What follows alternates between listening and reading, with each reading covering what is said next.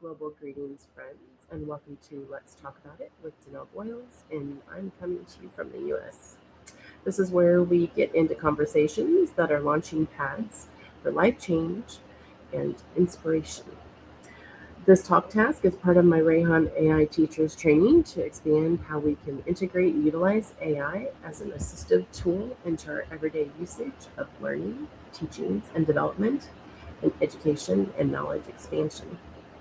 I like to call these little talks of ours eye-opener conversations that are 10-minute talks as we hit key important topics, but in compact conversational format that's easy to digest. As a way to stimulate new learning and thinking and to expand all those minds. So, if you are interested in discussing and exploring the connection between diet and mental well-being, then come and join us and let's talk about it. I'm going to have Miles of Sesame join me for this conversation. What up? Hey, Miles, how you doing? I'm chilling, just vibing. Hmm, How's your Friday treating you? I'll take I'm that as a just it's chilling. it's going as the way to do it. Mm-hmm. Nothing beats a low key Friday. Well, You got anything dope planned for the weekend, or is the goal just to stay in that chill zone? oh no, there's always adulting and a little fun, and we're still working. I am going paddleboarding this weekend though on Sunday. Paddleboarding is a vibe. That's the perfect way to wash off the adulting energy from the week. You hitting a favorite spot or trying somewhere new? I'm actually going somewhere new. Oh, nice. Hmm. There's something about a new spot that makes it feel like an actual getaway. You Absolutely. scouting this place out for a while, or just went with the whim? I have actually. It's a place I've been wanting to try out for a while, and I try to go to new places often so that the vibe is always kind of fresh, and I get to see a lot of different landscape. But I'm actually inviting you to come and join me for a talk. Would you like to join me for a 10-minute talk on Let's Talk About It? I'm in. Always down to guest star. What's the Awesome. topic for this one? Master, you got me Um, curious now. well, we are discussing the exploration of the connection between diet and mental well being. And you'll have to excuse me, I have a little bit of a cold. And so, my voice is out of sync, my brain is a little out of sync, and I might be talking a little funny today. No worries at all. Just vibe with it. The cold voice is a whole mood. Actually makes it feel more authentic for the listeners. You know what I'm saying? If they like the nasally cough voice, then we've got authentic today, that's for sure. Exactly. So, exploring the connection between diet and mental well being. Where should we start? And we start with the basics, like the whole gut brain axis thing. Mm-hmm. I've heard people call the gut the second brain because so much of our mood is actually decided down there before it even hits our head. Mm-hmm. Does that sound like a good jumping off point? Maybe that could be, but I guess let's touch first on what is the connection, like the very basic connection between diet and mental well being. Right. Let's strip it way back. At its simplest, it's basically just fuel. Mm-hmm. Your brain is this high energy machine, Right. and what you feed it is what it uses to build neurotransmitters, the chemicals that actually make you feel happy, stressed, or focused. Mm-hmm. If you're running on junk, the machine just glitches. Mm-hmm. Very cool when you think about it that way, right? Yeah, yeah. And I mean, you kind of got to figure, what you feed your body is what is going to sustain it and your thought process and how you feel about yourself. Um, so I guess let's start with that, and where the connection between diet and mental well-being like sits outside of just the nutrition. So I guess here what we can do is, so there's different factors in it. There's the nutritional factor and what your body needs, and there is the mentality of it that cues into how you feel when you eat certain foods, especially when you know that maybe they're not so good for you, and what the outcome is whenever you make those different choices. That's a dope distinction because it's not just about the vitamins and minerals. It's the psychological loop, like that feeling of I'm taking care of myself when you eat something clean versus that weird guilt or slump that hits after a sugar binge. It's like your mind is reacting to the choice before the food even hits your bloodstream. Yeah, I mean, because it boils down to more than just how nutrition affects the body. It's how you reflect on yourself whenever you make certain choices too. Exactly. It's that internal dialogue. Like if you've decided you're someone who prioritizes their health, Mm-hmm. um, eating a salad feels like a win for your identity. Mm-hmm. But when you slip up, it's not just a sugar crash, it's that voice in your head judging you for it. That mental weight can be just as draining as a bad diet. Right. And that's where it gets tricky, you know? As an Because if you're too hard, individual, yeah, and it's a, shh, sorry. As an no need to apologize. individual that has, I've studied nutrition for many years. I began studying nutrition 15, 18 years ago. And, there were different reasons I started studying nutrition and the way that it impacted health and illness and, mental and physical well being. And, it's something that throughout the years I have been very observant of as an individual that is very sensitive to chemicals in food. Um, I've always made it a point to try and eat a little cleaner. I've gone through periods of my life that I did not eat so clean. It's almost kind of like a binging effect, like before I started eating clean again. So it's kind of like getting all of the junk food out of the way before I started eating clean again. And I guess individuals, and I don't want to be the only one, to talk and discuss. So feel free to jump in. But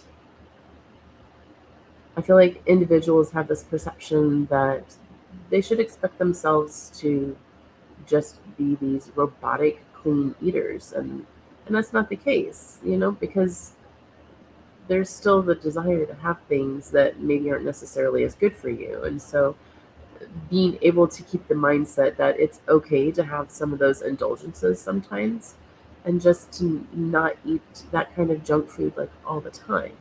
I always say that, I carry a balance of 80-20, and that's 80% of healthy, clean food and 20% of, whatever. But even my whatever has limitations on it because I won't eat stuff like MSG.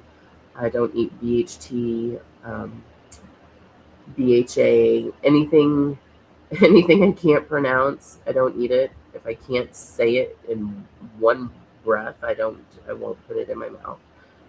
Um, but those components where you're eating foods that have chemical preservatives in them that can affect how you feel mentally as well. That 80 to 20 rule is the only way to actually stay sane because the second you try to be that robotic clean eater, you're just creating a pressure cooker. Then when you finally hit a breaking point, it turns into that binging cycle you mentioned. Mm, It's like the mind rebels against the restriction, right. and the chemical side of it is wild.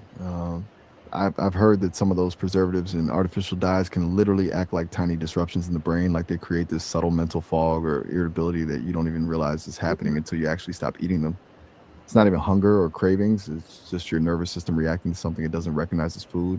Yeah, it's like putting anything but gasoline in your gas tank and expecting your car to run appropriately. If you're an organic being, and you're eating non-organic things, or you're putting things in your body that your body is not evolved to digest, then you're going to have issues. There's many things that affect, things like the blood-brain barrier, where it actually absorbs directly into the brain and causes issues in neurological disruptions.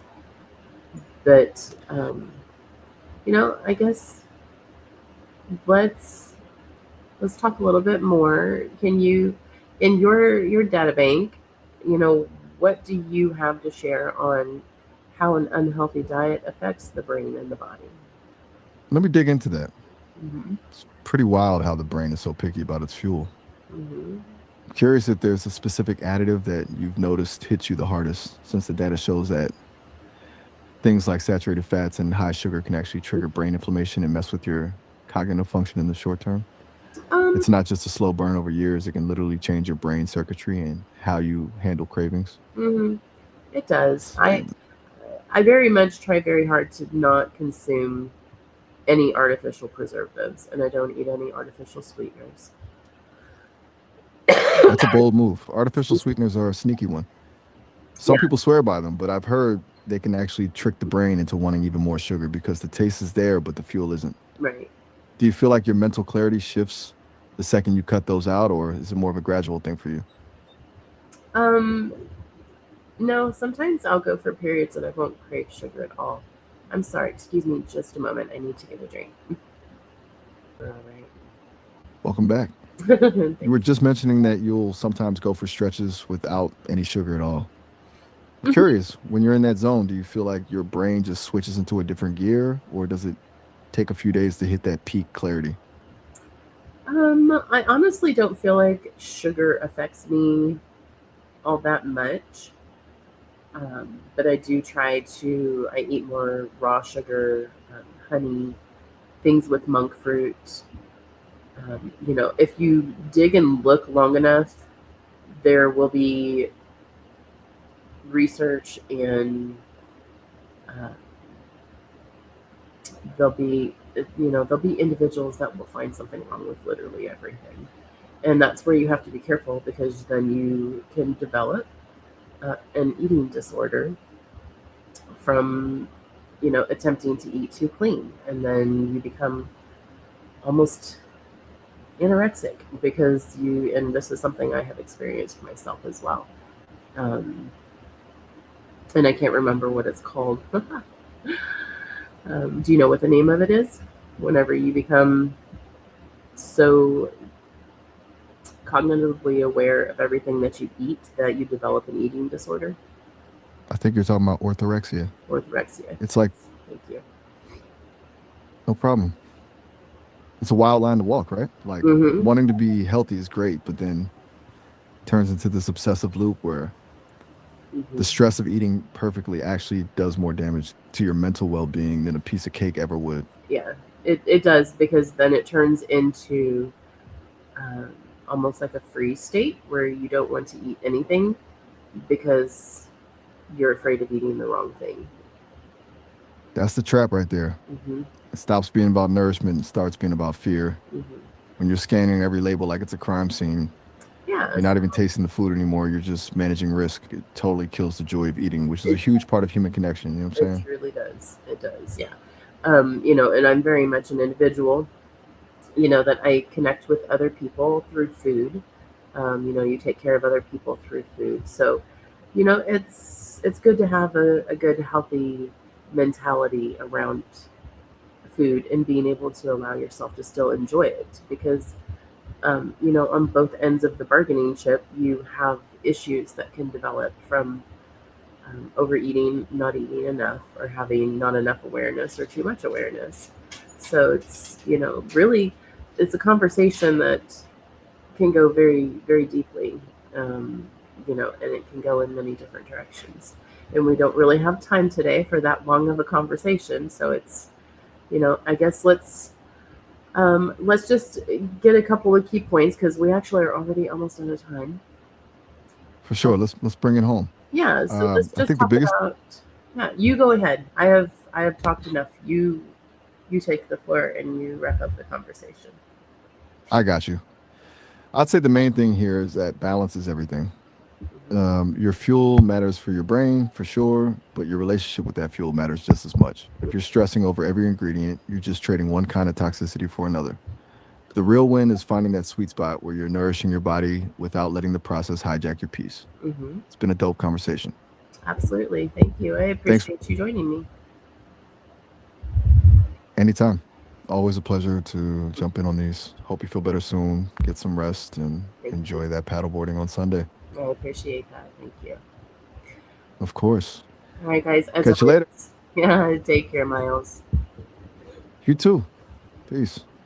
As always, thank you for joining us, and I hope you take away some wonderful growth and expansion from our conversation today. And to just remember to keep expanding those minds, hearts, and horizons. And until next time, namaste. Namaste. Namaste. Bye. Bye.